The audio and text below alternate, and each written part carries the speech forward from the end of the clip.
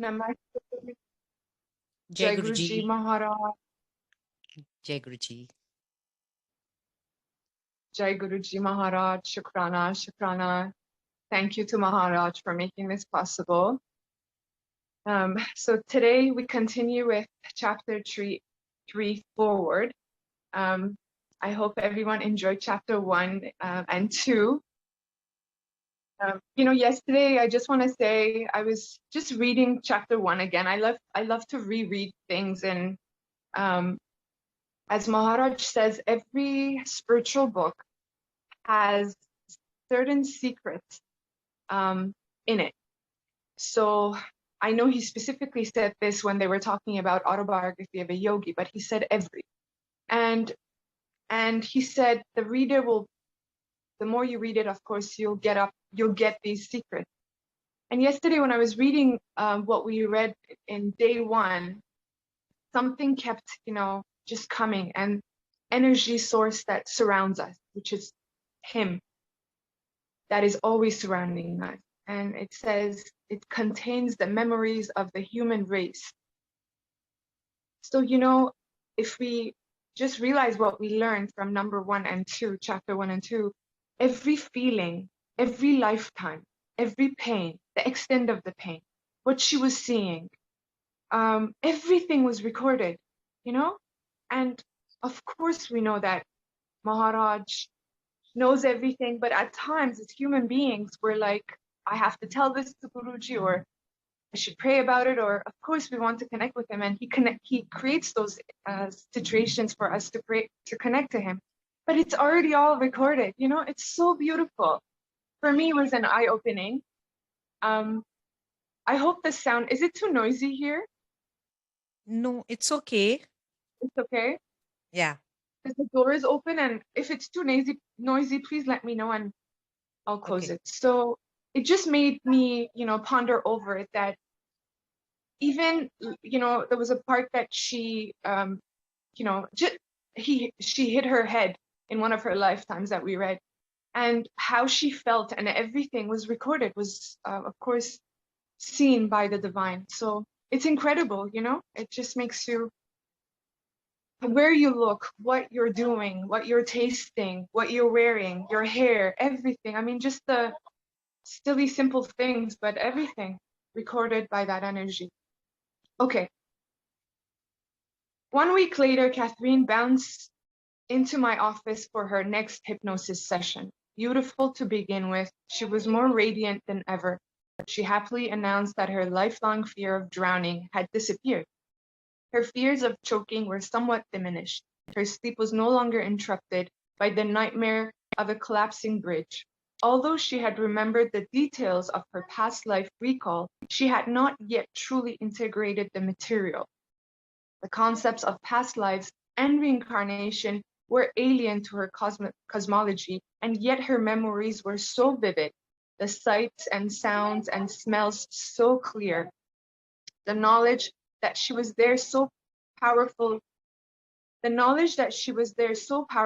and immediate, that she felt she must have actually been there.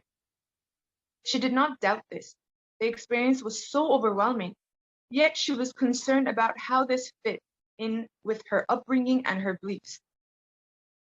During the week, I had reviewed my textbook from a comparative religions course taken during my freshman year at Columbia. There were indeed references to reincarnation in the Old and the New Testaments. In AD 325, the Roman Emperor Constantine the Great, along with his mother, Helena, had deleted references to reincarnation contained in the New Testament. The Second Council of Constantinople, meeting in AD 553, confirmed this action and declared the concept of reincarnation a heresy.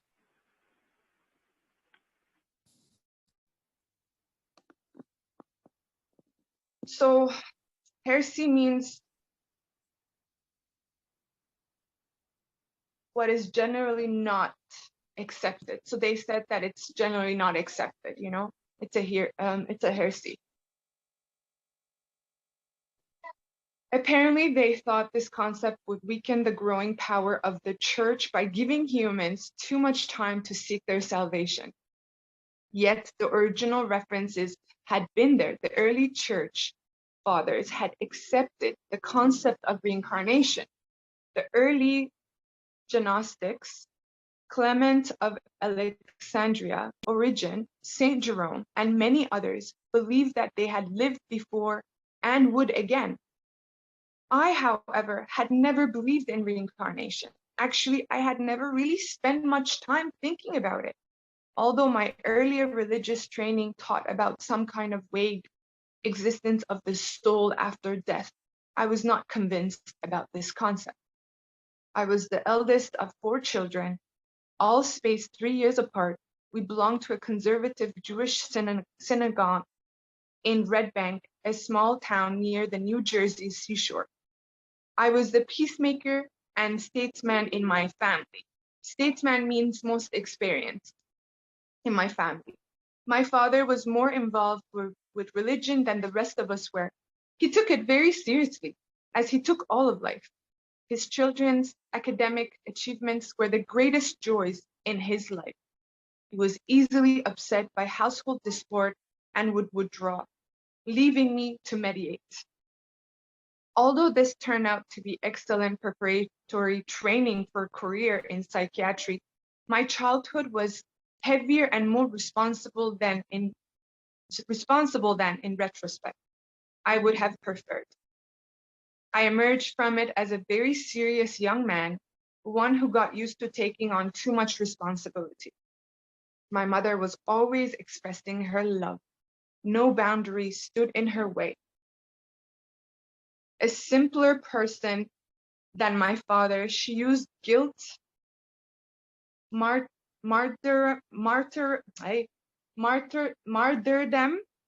meaning display of suffering to obtain sympathy, which I think my mother used to use that a lot, and I think a lot of you can relate to that. Terminal embarrassment and vicarious identification with her children as manipulative tools, all without a second thought. Yet she was rarely gloomy, and we could always count on her love and support. My father had a good job as an industrial photographer, and although we always had plenty of food, money was never tight. My younger brother Peter was born when I was 9. We had to divide 6 people into our small 2-bedroom garden apartment. Life in this small apartment was hectic and noisy, and I sought refuge in my books. I read endlessly when not playing basketball or baseball, my other childhood passions. I knew that education was my path out of the small town, comfortable as it was, and I was always first or second in my class. By the time I received a full scholarship to Columbia University, I was a serious and studious young man. Academic success continued to come easily. I majored in chemistry and was graduated with honors. I decided to become a psychiatric because the field combined my interest in science and my fascination with the workings of the human mind. In addition, a career in medicine would allow me to express my concern and compassion for other people. In the meantime, I had met Carol during a summer vacation at a Catskill Mountain Hotel where I was working as a busboy and she was a guest. We both experienced an immediate attraction to each other and a strong sense of familiarity and comfort. We corresponded, dated, fell in love, and were engaged by my junior year at Columbia. She was both bright and beautiful. Everything seemed to be falling into place. Few young men worry about life and death and life after death, especially when things are flowing smoothly, and I was no exception. I was becoming a scientist and learning to think in a logical, dispassionate, prove it kind of way. Medical school and residency at Yale University further crystallized this scientific method. My research thesis was on brain chemistry and the role of neurotransmitters, which are chemical messengers in the brain tissue. I joined the new breed of biological psychiatrists, those merging the traditional psychiatric theories and techniques with the new science of brain chemistry. I wrote many scientific papers, lectured at local and national conferences, and became quite a hot shot in my field. I was a bit obsessive, intense and inflexible, but these were useful traits in a physician. I totally prepared to treat any person who walked into my office for therapy. Then Katrine became Oronda, a young girl who had lived in 1863 BC, or was it the other way around? And here she was again happier than I had ever seen her. I again worried about Catherine, might be afraid to continue. However, she eagerly prepared for the hypnosis and went under quickly. So this is her session that she's hypnotized, and we go into what she's saying in this new lifetime. I am throwing wreaths. So wreaths is like the flowers, leaves that are fastened in a ring. So usually you see them during Christmas times, on people's doors outside. I am throwing wreaths of flowers on the water. This is a ceremony. My hair is blonde and braided. I'm wearing a brown dress with gold and sandals. Somebody has died. Somebody in the royal house. The mother. I am a servant with the royal house, and I help with the food. We put the bodies in brine for 30 days. They dry out, and the parts are taken out. I can smell the bodies. She had spontaneously gone back to Aronda's lifetime, but to a different part of it, to when her duty was to prepare bodies after their death. In a separate building, continued Catherine, I can see the bodies. We are wrapping bodies. The soul passes on. You take your belongings with you to be prepared for the next and greater life. She was expressing what seemed like an Egyptian concept of death and the afterlife, different from any of our beliefs. In that religion, you could take it all with you. She left the lifetime and rested. She paused for several minutes before entering an apparently ancient time. I see ice hanging in a cave, rocks. She vaguely described a dark and miserable place, and she was now visibly uncomfortable. Later, she described what she had seen of herself. I was ugly, dirty, and smelly. She left for another time. There are some buildings and a cart with stone wheels. My hair is brown with a cloth on it. The cart has straw in it. I'm happy. My father is there. He's hugging me. It's Edward. So in brackets, Edward is a pediatrician who insisted to her that she come and see Dr. Waite. He's my father. We live in a valley with trees. There are olive and fig trees in the yard. People write on papers. There are funny marks on them, like letters. People are writing all day, making a library. It is 1536 BC. The land is barren. My father's name is Perseus. I'm just going to take a break to close this door. Forgive me. One moment.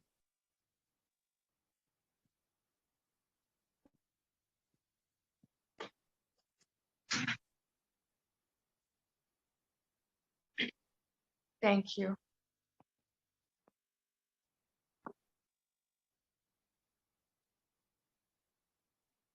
The year did not fit exactly, but I was sure she was in the same lifetime that she had reported during the previous week's session.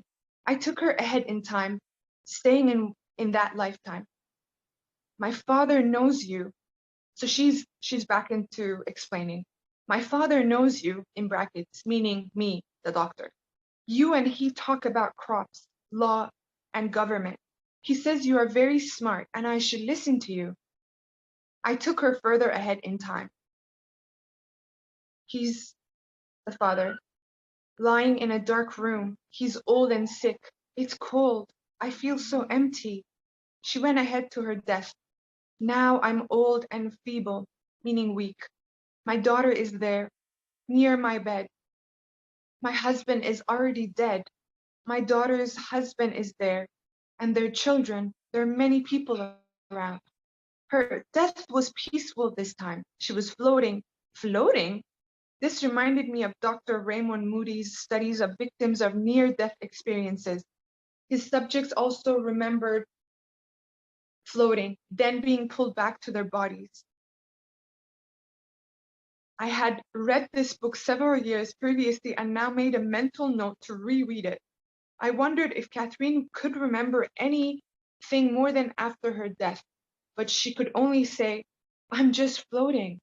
I awakened her and ended that session with a new insatiable hunger, insatiable meaning like never ending desire. You're just hungry for more. Hunger for any specific papers that had been published on reincarnation. I hunted through the medical libraries. I studied the works of Ian Stevenson, MD, a well-respected professor of psychiatry at the University of Virginia, who had published extensively in the psychiatric literature. Dr. Stevenson has collected over 2,000 examples of children with reincarnation-type memories and experiences. Many exhibited xenoglossy, the ability to speak a foreign language to which they were never exposed. His case reports are carefully complete, well-researched, and truly remarkable. I read an excellent scientific overview by Edgar Mitchell. With great interest, I examined the ESP data from Duke University and the writings of Professor C.J. Dukas of Brown University, and I intently analyzed the studies of Dr. Martin Ebon, Dr. Helen Wambach, Dr. Gertrude Schmeidler, Dr. Frederick Lenz, and Dr. Edith Fior. The more I read, the more I wanted to read. I began to analyze that even though I had considered myself well educated about every dimension of the mind, my education had been very limited. There are libraries filled with this research and literature, and few people knew about it. Much of this research was conducted, verified, and replicated by reputable clinicals and scientists. Clinicians and scientists.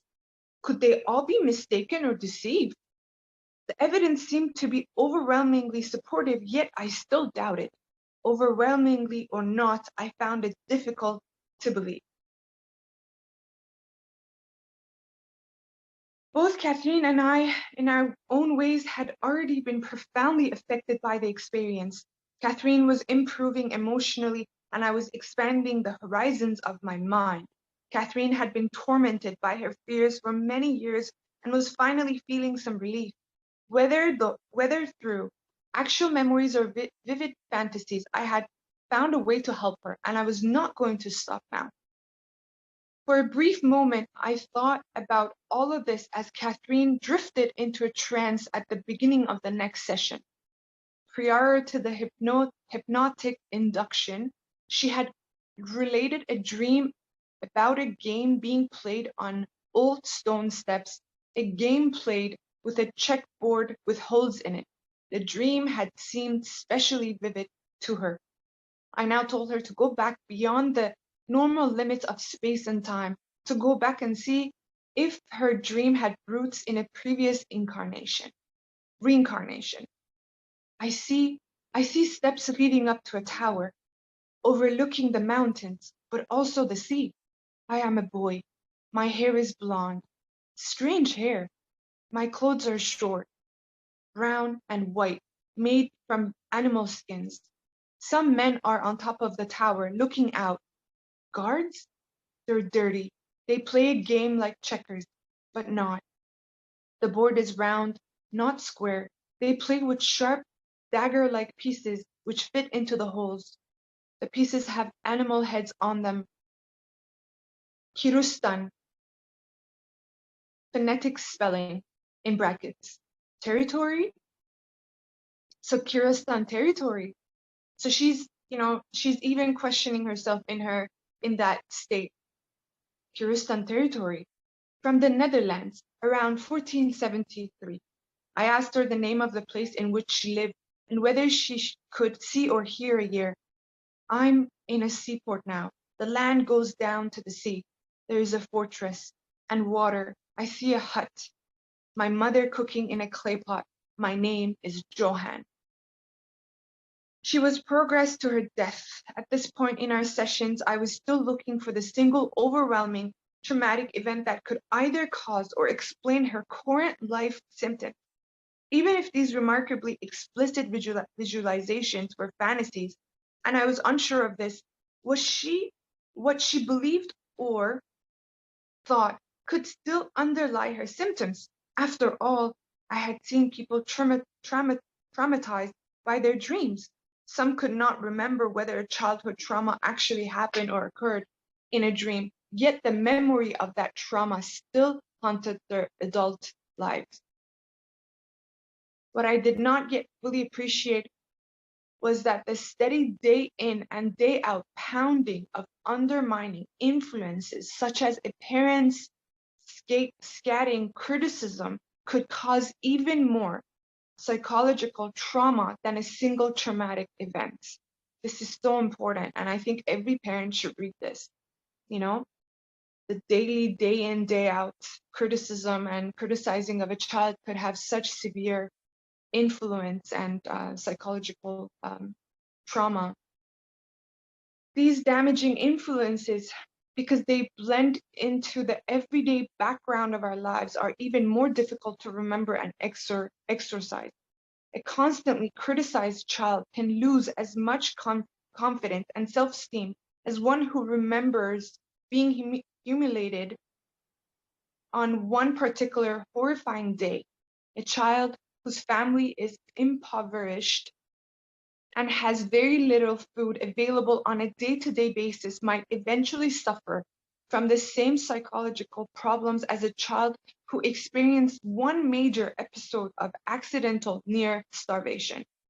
I would soon realize that the day in and day out pounding of negative forces had to be recognized and resolved with as much attention as that paid to the single, overwhelmingly traumatic event. So no difference. One event or something that happens day to day in a child's life could have such severe impact on a life. Catherine began to speak. There are boats, like canoes, brightly painted. Providence area. We have weapons, spears, slings, bows, and arrows, but bigger. There are big, strange oars on the boat. Everyone has to row. We may be lost. It is dark. There are no lights. I am afraid. There are other boats with us, in bracket, apparently a raiding party. I'm afraid of the animals. We sleep on dirty, foul-smelling animal skins. We are scouting. My shoes look funny like sacks, ties at the ankles, from animal skins, long paws. My face is hot from the fire. My people are killing the others, but I am not. I do not want to kill. My knife is in my hand. Suddenly, she began to gargle and gasp for breath. She reported that an enemy fighter had grabbed her from behind around the neck and had slit her throat with his knife. She saw the face of her killer before she died. It was Stuart. If you remember, Stuart is the man in her current life who she's having an affair with because he's married and has kids. And so this is the guy that she sees killing her in one of her previous lifetimes. Fascinating. Oy, oy, oy. He looked different then, but she knew it was he. Johan had died at the age of 21. You know, it just makes you wonder with your own life, you know, who played what in my past, you know, lives. Interesting. She next found herself floating above her body, observing the scene below. She drifted up to the clouds, feeling perplexed and confused. Soon she felt herself being pulled into a tiny, warm space. She was about to be born, so another lifetime. Somebody is holding me, she whispered slowly and dreamily. Someone who helped with the birth. She's wearing a green dress with a white apron. She has a white hat. folded back at the corners. The room has funny windows, many sections. The building is stone. My mother has long dark hair. She wants to hold me. There's a funny, rough nightshirt on my mother. It hurts to rub against it. It feels good to be in the sun and to be warm again. It's the same mother I have now. So again, the mother she has in this lifetime she's recognizing it's the mother in that lifetime. During the previous session, I had instructed her to closely observe the significant people in these lifetimes to see whether she could identify them as significant people in her present lifetime as Catherine. According to most writers, groups of souls tend to reincarnate together again and again, working out their karma, debts owed to others and to the self, lessons to be learned, bracket closed, over the span of many lifetimes. And this was shared with us in the Fakir. In many attempts to understand this strange, spectacular drama that was unfolding unbeknown to the rest of the world in my quiet, dimly lighted office, I wanted to verify this information. I felt the need to apply the scientific method, which I had rigorously used over the past 15 years in my research to evaluate this most unusual material emerging from Catherine's lips. Between sessions, Catherine herself was becoming increasingly more psychic. She had intuitions about people and events that proved to be true.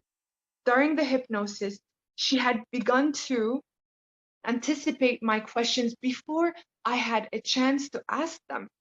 Many of her dreams had a precognitive or foretelling bent. On one occasion, when her parents came to visit her, her father expressed tremendous doubt about what was happening. To prove to him that it was true, she took him to the racetrack. There, right before his eyes, she proceeded to pick the winner of every race. He was stunned. Once she knew that she had proved her point, she took all of the money that she had won and gave it to the first poor street person she met on her way out of the track. She intuitively felt that the new spiritual powers she had gained should not be used for financial reward. That's so important. For her, they had a much higher meaning. She told me that this experience was a little frightening to her, but she was so pleased with the progress she had made that she was eager to continue with the regression. I was both shocked and fascinated by her psychic abilities, especially the episode at the racetrack. This was tangible proof. She had the winning ticket to every race. This was no coincidence. Something very odd was happening over these past several weeks. And I struggled to keep my perspective, obviously, because the logic was like, this is not right. This is not right. We're not used to this. So he's having this confusion. I could not deny her psychic abilities. And if these abilities were real and could produce tangible proofs, could her recitations of past life even also be true? Now she returned to the lifetime in which she had just been born. This incarnation seemed to be more recent. But she could not identify a year. Her name was Elizabeth. So the same lifetime that we talked about, she was a baby, the mother was holding her. She's going back to that. Her name was Elizabeth. I'm older now, with a brother and 2 sisters. I see the dinner table. My father is there. He's Edward. So again in bracket, the pediatrician back for an encore performance at her father. So this pediatrician who had told her to come and see this doctor played their father role twice in so one lifetime and another lifetime. My mother and father are fighting again. The food is potatoes and beans. He's mad because the food is cold. They fight a lot. He's always drinking. He hits my mother. Katrine's voice was frightened and she was trembling visibly. He pushes the kids. He's not like he was before. Not the same person. I don't like him. I wish he could go away. She was speaking as a child would speak. My questioning of her during these sessions were certainly very different from what I used in conventional psychotherapy. I acted more as a guide with Catherine, trying to review an entire lifetime in an hour or two, searching for traumatic events and harmful patterns that might explain her current day symptoms. Conventional therapy is conducted at a much more detailed and leisurely pace. Every word chosen by the patient is analyzed for nuances and hidden meanings. Every facial gesture, every bodily movement, every inflection of the voice is considered and evaluated. Every emotional reaction is carefully scrutinized.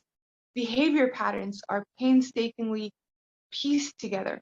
With Catherine, however, years were were by in minutes. Catherine's sessions were like driving the Indy 500 at full throttle and trying to pick up faces in the crowd. It was like quick racing from this lifetime to that lifetime. I returned my attention to Catherine and asked her to advance in time. I'm married now. Our house has one big room. My husband has blonde hair. I don't know him. That means she has not appeared in Catherine's present lifetime. So in many of her lifetimes, she will describe a person, but she'd say, I don't know him, meaning that person has not um, played a part in her current lifetime. We have no children yet. He's very nice to me. We love each other and we're happy. Apparently, she had successfully escaped from the oppression in her parental home. I asked if she could identify the area in which she lived. Brennington, Catherine whispered hesitantly. I see books with funny old covers. The big one closes with a strap. It's the Bible. There are big fancy letters. Gaelic language. Here she said some words I could not identify. Whether they were Gaelic or not, I have no idea. We live inland, not near the sea. Country. Brennington. I see a farm with pigs and lambs. This is our farm. She had gone ahead in time. We have 2 boys. The older is getting married. I can see the church steeple, a very old stone building. Suddenly her head hurt, and Catherine was in pain, clutching her left temple area. She reported that she had fallen on the stone steps, but she recovered. She died of old age in her bed at home with her family around. She again floated out of her body after her death, but this time she was not perplexed or confused. I am aware of a bright light. I am aware of a bright light. It's wonderful. You get energy from this light. She was resting after death, in between lifetimes. Minutes passed in silence. Suddenly she spoke, but not in the slow whisper she had always used previously. Her voice was now husky and loud, without hesitation. Our task is to learn, to become godlike through knowledge. We know so little. You are here to be my teacher. I have so much to learn. By knowledge, we approach God, and then we can rest. Then we come back to teach and help others. So this is one of the spirits, one of the masters talking, which the doctor comes to know about later, but that's the first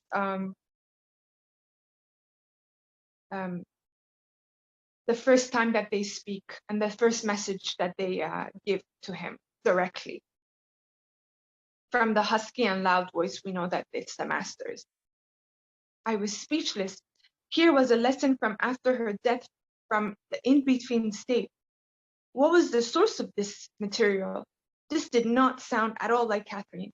She had never spoken like this, using these words. This theology. Even the tone of her voice was totally different. At that moment, I did not realize that although Catherine had uttered the words, she had not originated the thoughts. She was relaying what was being said to her. She later identified the masters, highly evolved souls not presently in body as the source. They could speak to me through her. Not only could Catherine be regressed to past lifetimes, but now she could channel knowledge from the beyond. Beautiful knowledge. I struggled to retain my objectivity. A new dimension had introduced. Catherine had never read the studies of Dr. Elizabeth Kubler-Ross or Dr. Raymond Moody, who had both written about near-death experiences. She had never heard of the Tibetan Book of the Dead, yet she was relating similar experiences to those described in these writings. This was a proof of sorts. If only there were more facts, more tangible details I could verify. So it's beautiful that this doctor is also writing his train of thought. The mind wants more proof, even though he just experienced something magical, but he wants more facts, more proof to calm this logic. My skepticism fluctuated, yet remained. Maybe she had read about near-death research in a magazine article or had seen an interview on a television show. Again, giving reasons. Although she denied any conscious remembrance of such an article or show, perhaps she retained a subconscious memory, which she went beyond these previous writings and transmitted a message back from this in-between state. Only I had more facts. After she awakened, Catherine remembered the details of her past lives, as always. However, she could not remember anything that happened after her death as Elizabeth. In the future, she would never remember any details of the in-between states. She could only remember the lifetimes. By knowledge, we approach God. We were on our way. So this was chapter 3. Just gonna take a chai break for a moment and then we'll go to chapter 4. Cheers. Jai Guruji. Jai Guruji.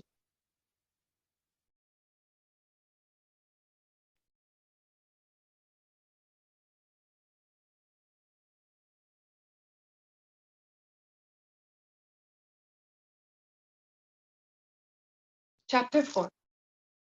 I see a square white house with a sandy road in front. People on horses are going back and forth. Katrine was speaking in her usual dreamy whisper. There are trees, a plantation, a big house with a bunch of smaller houses, like slave houses. It's very hot. It's in the South. Virginia. She thought the date was 1873. She was a child. There are horses and lots of crops, corn, tobacco. She and other servants ate in the kitchen of the big house. She was black and her name was Abby. She felt a foreboding and her body tensed. She felt a foreboding. Foreboding means like knowing what she's going to experience before she does. She's feeling something that bad is happening. The main house was on fire, and she watched it burn down. I progressed her 15 years in time of 1888. I'm wearing an old dress, cleaning a mirror on the second floor of a house, a brick house with windows, with lots of paint.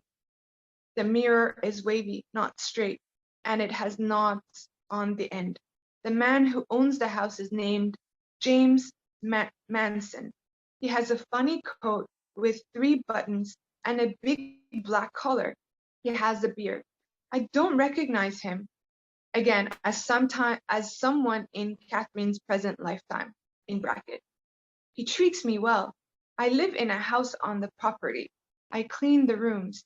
There is a schoolhouse on the property, but I'm not allowed in this school. I make butter too. Catherine was whispering slowly, using very simple terms and paying great attention to detail. Over the next 5 minutes, I learned how to make butter. Abby's knowledge of churning butter was new to Catherine too. I moved her ahead in time. I am with somebody, but I don't think we are married. We sleep together, but we don't always live together. I feel okay about him, but nothing special. I don't see any children. There are apple trees and ducks. Other people are in the distance. I'm picking apples. Something is making my eyes itch. Catherine was grimacing with her eyes closed. Grimacing means like making faces and doing exactly what she would if, her facial reaction. It's the smoke. The wind is blowing it this way. The smoke from burning wood. They're burning up wooden barrels. She was coughing now. This happens a lot. It happens a lot. They're making the inside of the barrels black. Tar. Too waterproof. After the excitement of last week's session, I was eager to reach the in-between state again. We had already spent 90 minutes exploring her lifetime as a servant. I had learned about bedspreads, butter, and barrels. I was hungry for a more spiritual lesson. How wonderful, right? This doctor, from where he's going where. Forsaking my patience, I advanced her to her death. It's hard to breathe. My chest hurts so much. Catherine was gasping in obvious pain. My heart hurts. It's beating fast. It's so cold. My body is shaking. Catherine began to shiver. People are in the room, giving me leaves to drink, a tea. It smells funny. They're rubbing a liniment on my chest. Liniment, a lotion which is made of oil. Fever, fever, but I feel very cold. She died. She quickly died. Floating up to the ceiling, she could see her body in the bed. A small, shriveled woman in her 60s. She was just floating, waiting for someone to come and help her. She became aware of a light, feeling herself drawn toward it. The light was becoming brighter and more luminous. We waited in silence as minutes slowly passed. Suddenly she was in another lifetime, thousands of years before Abby. Catherine was softly whispering, I see lots of garlic hanging in an open room. I can smell it. It is believed to kill many evils in the blood and to cleanse the body. But you must take it every day. The garlic is outside too, on top of a garden. Other herbs are there, figs, dates, and other herbs. These plants help you. My mother is buying garlic and the other herbs. Somebody in the house is sick. There are strange roots. These are strange roots. Sometimes you just keep them in your mouth or ears or other openings. You just keep them in. I see an old man with a beard. He's one of the healers in the village. He tells you what to do. There is some type of plague killing the people. They're not embalming because they're afraid of the disease. They are not embalming because they're afraid of the disease. People are just buried. The people are unhappy about this. So embalming in that tradition of theirs, in that lifetime, they would keep the bodies, but they're saying that because of this plague, which is killing the people, they're just burying them so that disease doesn't spread. The people are unhappy about this. They feel the soul cannot pass on this way. In brackets, contrary to Catherine's after-death reports. But so many have died. The cattle are dying too. Water, floods. People are sick because of the floods. In bracket again, she apparently just realized this bit of epidemiology. Closing bracket. I also have some disease from the water. It makes your stomach hurt. The disease is of the bowel and stomach. You lose so much water from the body. I'm by the water to bring more back, but that's what is killing us. I bring the water back. I see my mother and my brothers. My father has already died. My brothers are very sick. I paused before progressing her in time. I was fascinated by the way her conceptions of death and the afterlife changed so much from lifetime to lifetime. And yet her experience of death itself was so uniform, so similar every time.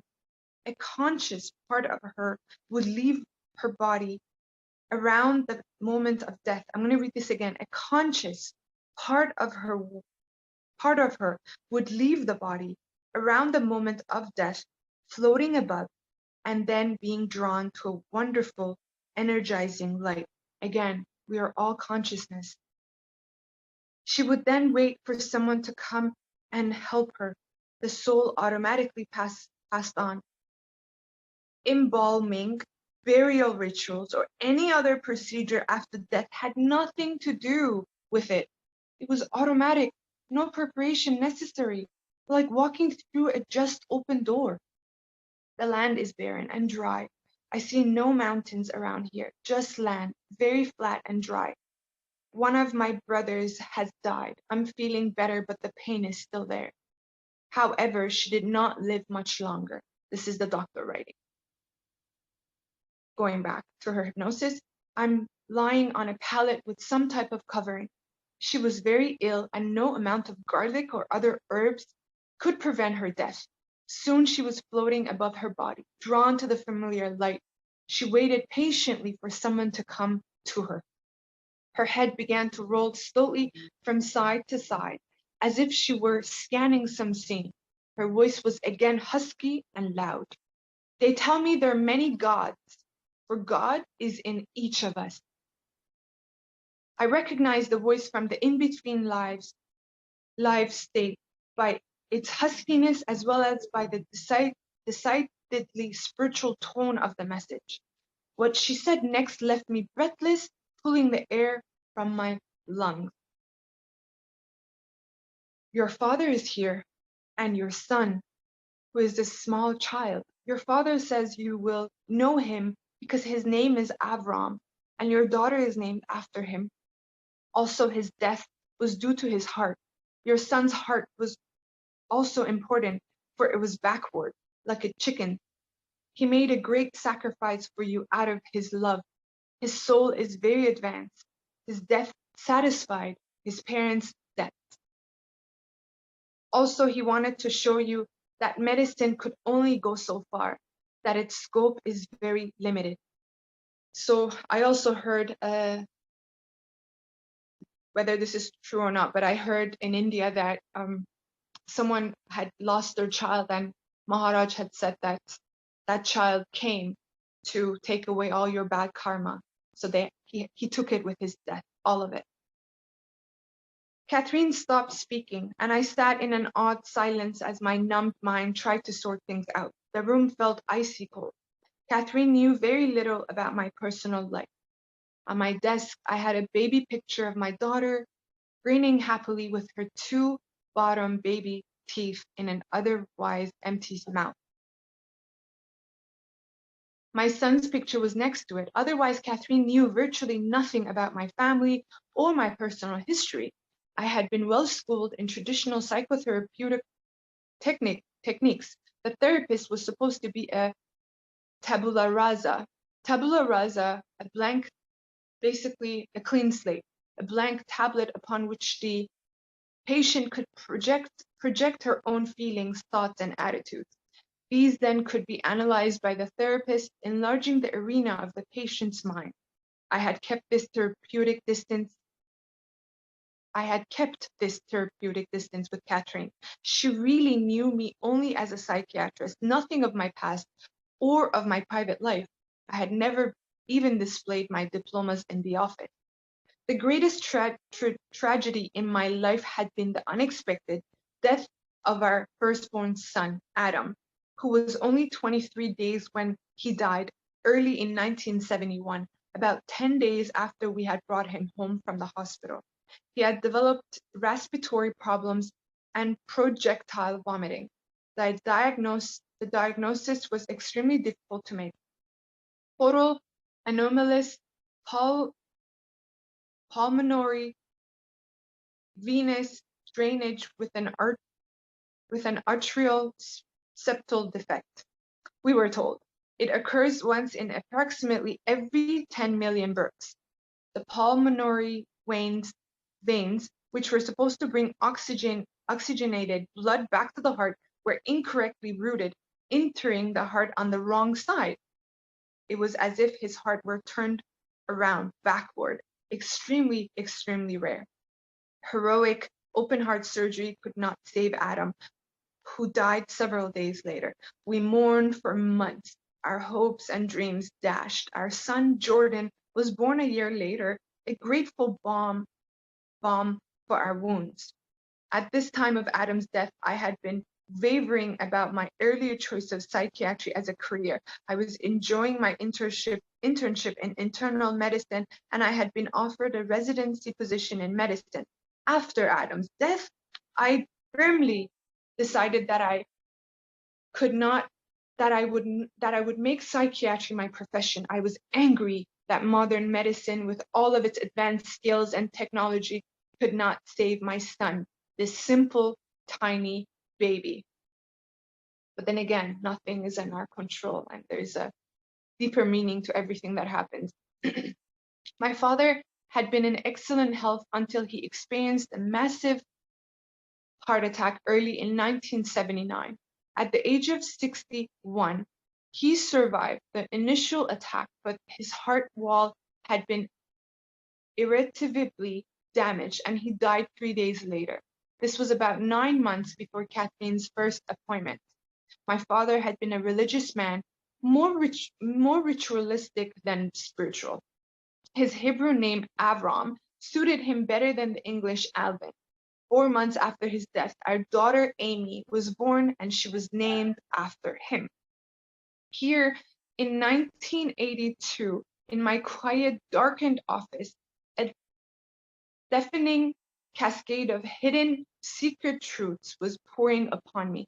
I was swimming in a spiritual sea, and I loved the water. My arms were goose flesh, had goosebumps, meaning. Catherine could not possibly know this information. There was no place even to look it up. My father's Hebrew name, that I had a son who died in infancy from a 1 in 10 million heart defect, my brooding about medicine, my father's death, and my daughter's naming, it was too much, too specific, too true. This unsophisticated laboratory technician was a conduit for transcendental knowledge. And if she could reveal these truths, what else was there? I needed to know more. Who? I sputtered. Who is there? Who tells you these things? The masters, she whispered. The master spirits tell me. They tell me I have lived 86 times in physical state. 86 times in physical state. Catherine's breathing slowed. Catherine's breathing slowed, and her head stopped rolling from side to side. She was resting. I wanted to go on, but the implications of what she had said were distracting me. Did she really have 86 previous lifetimes? And what about the masters? Could it be? Could our lives be guided by spirits who have no physical bodies but who seem to possess great knowledge? Are there steps on the way to God? Was this real? I found it difficult to doubt in view of what she had just revealed, yet I still struggled to believe. I was overcoming years of alternative programming, but in my head and my heart and my gut, I knew she was right. She was revealing truths. And what about my father and my son? In a sense, they were still alive. They had never really died.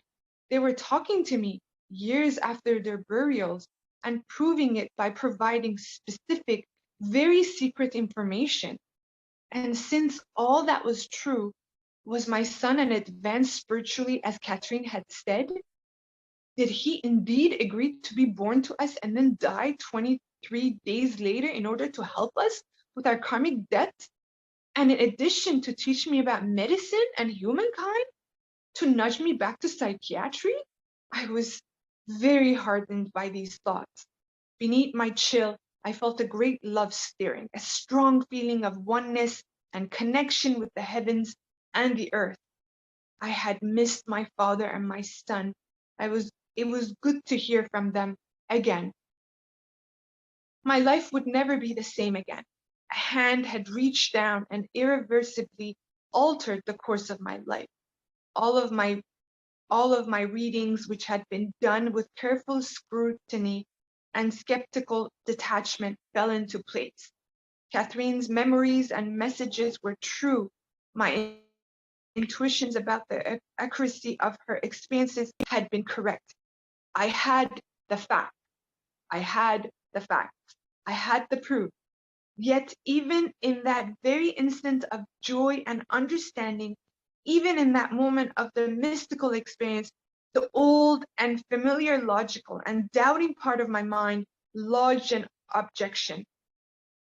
I can truly, and I think a lot of us can relate to this, that even when Maharaj blessed me and took me out of my deathbed, and everything matched, and I had proof, I saw him in my grandmother's life. Oh my God, for you to get out of this programming, he knows, and he will keep injecting and injecting more faith and more mystical experiences to truly get you to know him the way he wants. He chooses for you to know him. Perhaps it's just ESP or some physical skill. Granted, it's quite a skill, but it doesn't prove reincarnation or master spirits. Yet this time I knew better. The thousands of cases recorded in the scientific literature, especially those of children speaking foreign languages to which they had never been exposed, of having birthmarks at the site of previous mortal wounds, of these same children knowing where treasured objects were hidden or buried thousands of miles away, and decades or centuries earlier, all echoed Catherine's message. I knew Catherine's character and her mind. I knew that she was and what she wasn't. No, my mind could not fool me at this time. The proof was too strong and too overwhelming. This was real. She would verify more and more as our sessions progressed. At times over the succeeding weeks, I would forget the power and immediacy of this session. At times I would fall back into the rut of everyday life, worrying about the usual things. So true. I think we all do. Doubts would surface. It was as if my mind, when not focused, tended to drift back into the old patterns, beliefs, and skepticism. But then I would remind myself, this actually happened.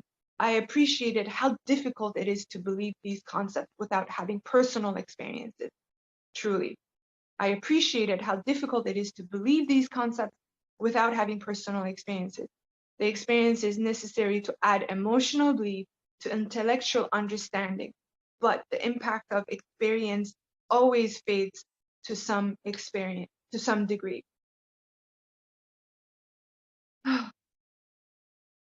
At first, I was not aware of why I was changing so much. I knew I was more calm and patient, and others were telling me how peaceful I looked, how I seemed more rested and happier. I felt more hope, more joy, more purpose, and more satisfaction in my life. It dawned on me that I was losing the fear of death.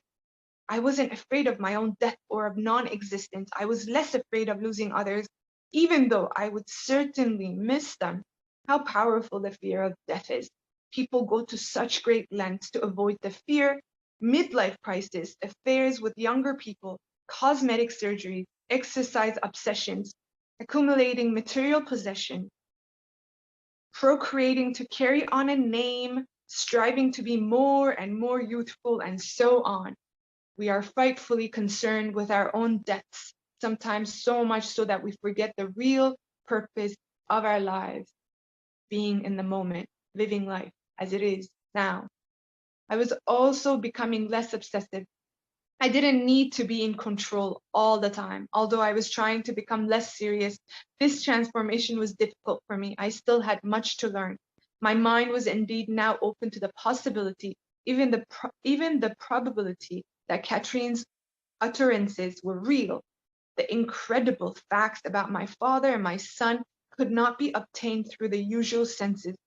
Her knowledge and abilities certainly proved an outstanding psychic ability.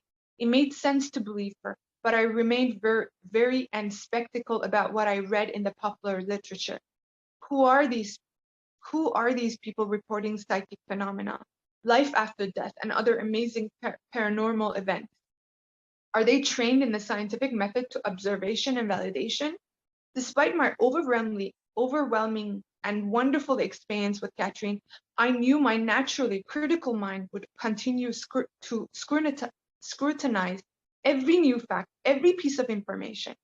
I would check to see if it fit into the framework being built with every session.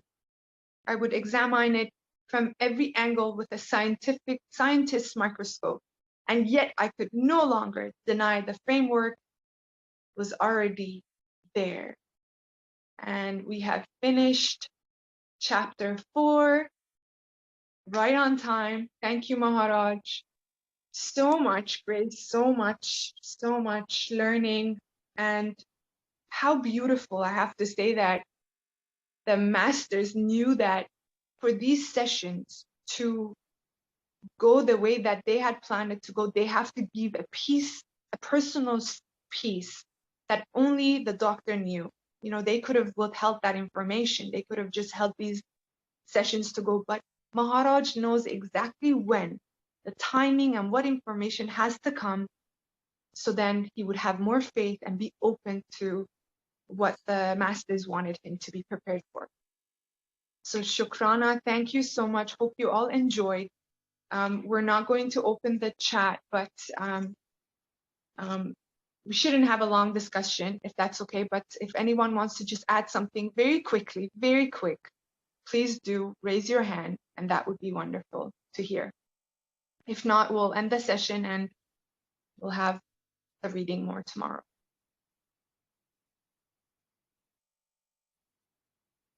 Okay, so thank you so much, Jai Guruji Maharaj, and see you tomorrow. Thank you. Thank you so much, son. Jai Guruji. Thank you so much, Jai Guruji.